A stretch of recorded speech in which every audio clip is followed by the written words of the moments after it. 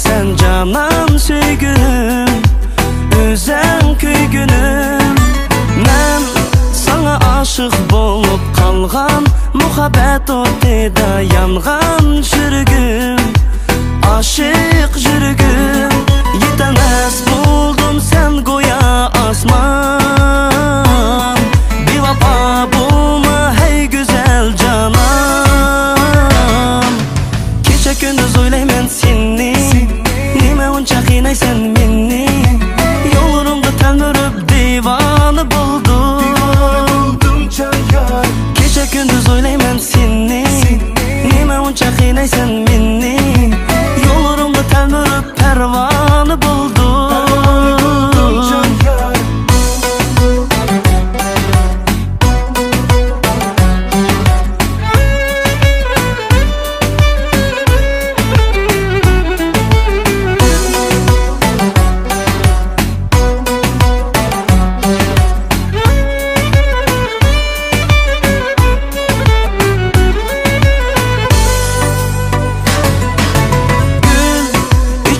Söygü bağımda, bugüne daim yenimde. Sen gülüm, reyhanım gülüm.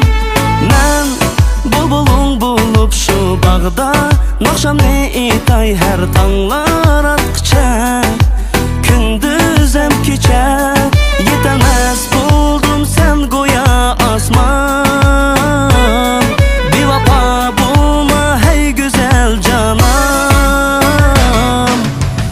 Gündüz oylayman seni, nima uncha qiynaysan meni. Yollarımda telmürüp divanı buldum. Kecha gündüz oylayman seni, nima uncha qiynaysan meni. Yollarımda telmürüp pervanı buldum.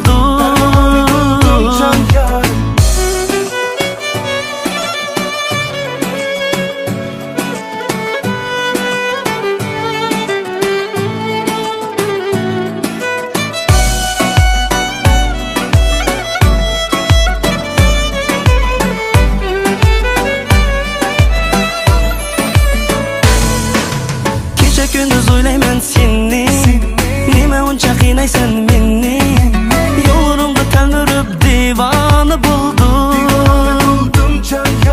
Kecha gündüz oylayman seni, nima uncha qiynaysan meni. Yollarımda telmürüp pervanı